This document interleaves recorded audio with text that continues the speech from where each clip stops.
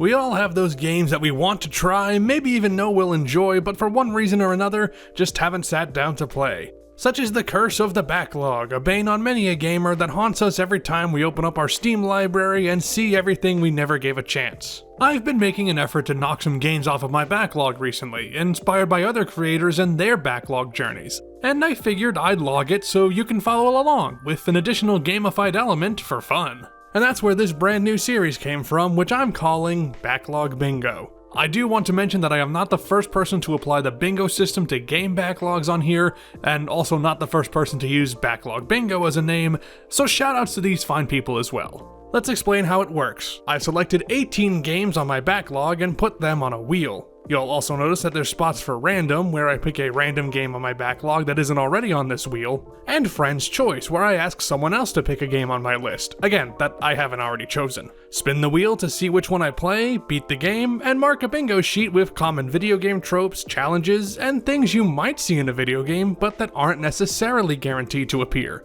Stuff like animal companion, ice physics, submarine, etc. Now, anything I encounter on this sheet will be marked in purple, but in order to lock it in and turn the square green, I need to beat the game associated with it. I figured this would be a fun way for me to finally play some games I really should have by now, and log my adventure through my gaming backlog, with the bingo board as a fun bonus that encourages me to beat these titles. If you want to try this out for yourself, I've included a link to the wheel I'm using in the comments and description, which you can copy to make your own. Here's the bingo card I generated for this session, and most of these are pretty self-explanatory, but let's go over a few. Beat a game is more or less my free space, as getting games off of my backlog is the whole damn point. A licensed soundtrack needs to be the majority of the music in the game. Licensing a song for the credits or intro doesn't count. Bullet time refers to slow motion in combat, but does not necessarily have to involve gunplay. Berserker mode, if you're unaware, is when a character goes into a rage and typically boosts power and defense. A functional mirror effect means that on a reflective surface, you can see characters and objects through them, i.e. it's not just a mirror for set decoration. That's all the confusing ones out of the way, so let's head to the wheel and see which game I'm playing first.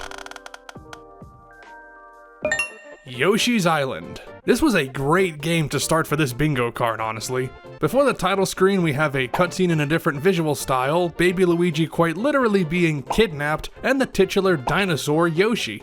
And considering this is a game where you throw eggs at enemies and obstacles, we can safely mark egg as well. It's so perfect that you might think I intentionally chose these challenges to match this game, but let me assure you, this board was randomly generated after I picked all the games for the wheel. Some time ago, I did a marathon of the Super Mario Bros. Games from the NES original through World, excluding the Lost Levels and Yoshi's Island. The former because I just wasn't in the mood for it, and the latter because, well, I couldn't tell you really. I don't know why I pushed that one off for later. It wasn't ease of access, it was already on the Switch, and that was how I played the other games. But anyway, I'm finally glad to get it off my backlog, not just because it was long overdue, but because this game is amazing. It might be my new favorite of the original 2D Mario platformers, which is funny because not only is it not really a Mario game, I mean, he's there, just not the man we know him as yet, but because it feels so far removed from the other games. I love SMB3 and World, but they are relatively simple at their foundation, running and jumping and bouncing on enemies. And while Yoshi's Island keeps all of that, Yoshi's now iconic flutter jump and tossing and aiming eggs and keeping track of Baby Mario on your back makes this a much different beast. And on that subject, you might consider the egg aiming reticule an example of X marks the spot, but I don't think it counts. When we came up with that challenge, we took it to mean a physical X that exists in-universe. Otherwise, you could count any aiming reticule on the HUD that has an X, and that seems like cheating. And trust me, this game will give us plenty of other squares anyway. Back to Yoshi's Island. In addition to the bouncy music and beautiful crayon-inspired art style, this game is so damn fun and charming that I wish I'd popped it on years ago. It's challenging, but not to any degree that I found unfair. It feels incredibly smooth to play, even when you're juggling, navigating levels, and tossing your eggs around, and it feels satisfyingly complex without being too overwhelming. Aspects like the invincibility stars return, but with a new twist that ties it into the level design. And the transformations, which, well, I don't know if the game really gets the most use out of these, but it at least gives you more options to get through obstacles, and I won't complain about that. Obviously, the Super Mario World 2 moniker is more or less an artifact title, but it really does feel like the developers took everything that worked in World and merged it in with a new experience that works wonders alongside it. I played this at the same time that I replayed Super Mario 64, and while that game was a watershed moment, it was also not very intricate gameplay-wise. Yoshi's Island surprised me in so many ways, and while I initially felt like I was in over my head just a bit, it all quickly fell into place, and I was having a blast. That's why I love the fact that I'm doing this video. It gives me a chance to finally catch up on the games that got away from me, even though I would have adored them if I played them growing up. I rented Yoshi's Story a lot as a kid too, and enjoyed it, so I guess this was a no-brainer. Super happy to finally play this one, but before we move on, let's go back to the board. In the first world, we deal with some lava, a very hazardous liquid indeed. This game also features enemies called Little Mousers, and yes, I know mice and rats are different species, but I'm counting this for the rat square. Kamek says accidentally instead of accidentally at one point, which I'm counting as a typo. I know that this way of spelling it was common at one point, even if it's not correct nowadays, and if that bothers you, then I direct you to this sentence that doesn't end in a period. So there, double typo, and I don't think you can argue with that one. Finally, in World 6, you encounter these undead bird enemies called Skeleton Goonies, and while it's unconventional, that definitely counts for a skeleton enemy. And with one game down, we can claim all of those squares plus the center square for beating a game. So look at that, in just one swoop we knocked out 9 squares, and we have 3 different rows that have 3 out of 5 challenges done. And it didn't take that long either. I beat this game in only 7 hours, 32 minutes, and 7 seconds. If we keep up like this board is going to be a cinch to complete. So let's get back to the wheel and choose another game. Metroid. From one Nintendo classic to another, Metroid is a game I have beaten before, technically. By that I mean I played Metroid Zero Mission years ago, but A, the difference between that game and this one is night and day, and B, that was so long ago that I still felt a hankering to get back into the Metroid swing of things. My history with the series beyond Zero Mission isn't storied though. I beat and loved Dread and Prime 1, and I've played Fusion, but otherwise, haven't accompanied old Samus Aran on a lot of her journeys. Now, I've heard opinions on the original game swing wildly, both among Metroid diehards and outside the core fanbase. Some call it way too dated to be worth playing anymore, while others say it's still worth a shot, especially with modern re-releases. As for me, a little a column A, a little a column B. Controlling Samus obviously isn't that smooth compared to later games, but I still had lots of fun jumping around the underground hallways of Planet Zebes, especially after getting upgrades like the high jump boots and the screw attack under my belt. It's tough, no doubt about that, but with Switch Online, it's far more manageable for a newbie like me. Even back in the day, the unlimited continues and comprehensive password system was far more generous than a lot of games back then. I did have a map up while playing this, and I normally would try to find my own way, but Metroid is kinda terrible at making its environments look different. By which I mean Brinstar looks unique compared to Norfair, but inside each section of Zebes, all of these rooms start to look the same, because graphically, they pretty much are the same. I get it, hardware limitations, but it would mess with my ability to memorize where everything was in relation to each other. And the thing is, just through pure gaming culture osmosis, I am well aware that the only things you need to do in this game are beat Ridley and Kraid, get through Turian, beat Mother Brain, and jump the hell out of there. So I had no need for a full-fledged guide, just a way for me to get around easier. Nothing more than what later Metroid games would give you anyway, and remember, I already played Zero Mission, so who cares? Although for a bit, traveling through this place was honestly kind of a breeze. Brinstar wasn't a problem at all with your first few missile upgrades and even an energy tank or two. Then I went to Kraid's lair and it got a bit bonkers. I know most Metroid veterans would recommend going through Norfair to fight Ridley first, and after experiencing the other path, I'm inclined to agree. The enemies hit hard here, and Kraid was far from a pushover, especially with my limited number of missiles. Thank God for these easily farmable enemies, because otherwise I'd be up shit creek. Comparatively, Norfair and especially Ridley's lair were fairly easy, mostly because of the wave beam, which is pretty damn awesome for these smaller enemies. Didn't care for the ice beam though, it felt pretty weak, and I would flat out ignore it if it wasn't required for the endgame. I also didn't have the Various suit for most of this playthrough, only getting it at the end before the trek through Turian, which wasn't all that bad until Mother Brain's room, which seriously cranked things up with all those rings. Look at how close I was to dying here. But the worst part is that this game is not very friendly to this bingo board. I only counted 1 square for a laser weapon, and even then, that's a begrudging one. I personally would quibble over the distinction between an energy weapon and a laser weapon, and I know that lasers are energy, but to me, at least in fiction, a laser weapon requires an actual extruded long beam. Yes, these weapons are called beams, but I mean, these are pellets, energy balls, not lasers as we've come to culturally understand them.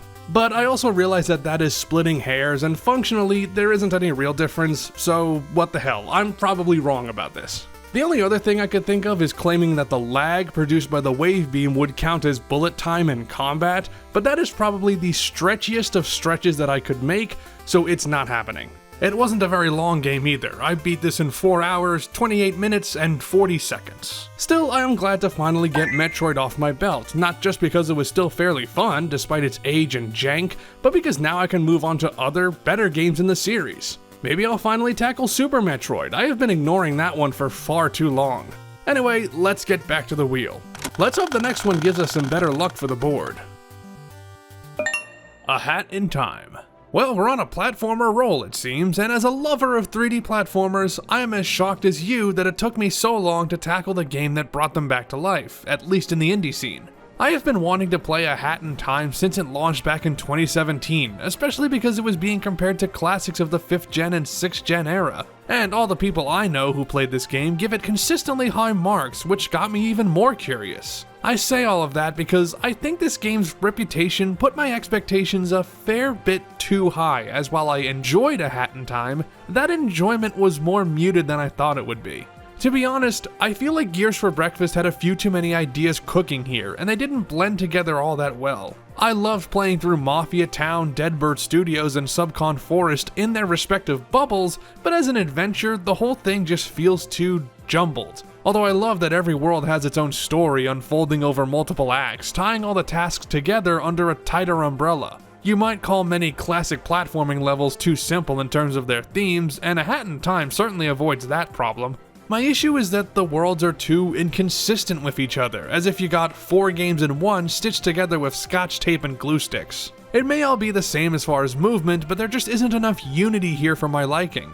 The individual story approach might make every level feel more involved with its concepts, but it kinda hurt the overall experience for me. I would have been more invested in the Hat Kid Mustache Girl conflict if it extended beyond Mafia Town, but the game just sort of drops this until the very end as a not that great way to tie everything together. But I won't deny that the game is fun to play, especially once you get the right badges and hats. Flying around with your hook shot and sprinting around with the speedy hat is awesome, and I also appreciate the speedrun friendly mechanics like sunshine sliding with the dive. I don't know what it's actually called, sorry. You're never gonna get me to dismiss a game that lets you ride around on a scooter to your heart's content, even when it takes the model away from you and turns it into a phantom scooter, or like it's the invisible boatmobile. I do wish the actual level design was better, though. I wasn't a fan of how Mafia Town was laid out, and everywhere in Subcon Forest just looks the same, though I guess that's the point. Not to mention the game kicking you out after every objective. That just breaks the flow way too hard. I don't like it in the 3D Mario games, and I don't like it here.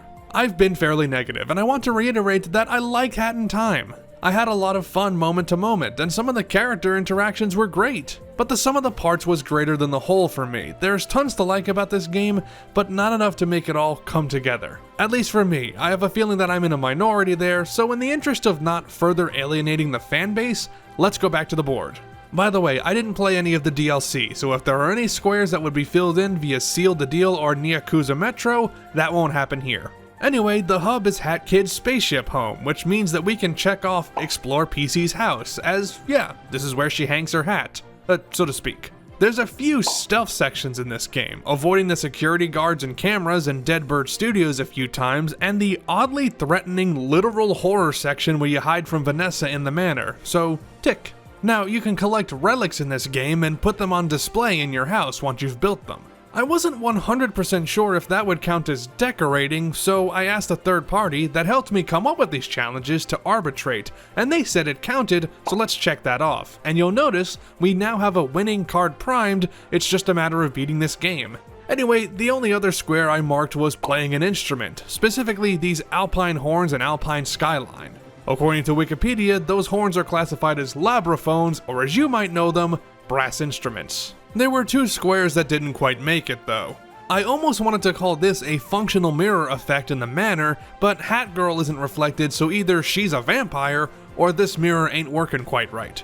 And you'll see that Exploding Car is on here, and there's a mission where the Owl Express explodes. I wasn't sure whether a train car would count, so I asked my third party for another ruling, and they said no, the spirit of the square is automobiles. So after kicking Mustache Girl's butt in 7 hours, 26 minutes, and 29 seconds, we can claim victory and say, that's a bingo. Achieved in 19 hours, 27 minutes, and 16 seconds. Done and dusted in only 3 games, but you know, I am having way too much fun to stop there.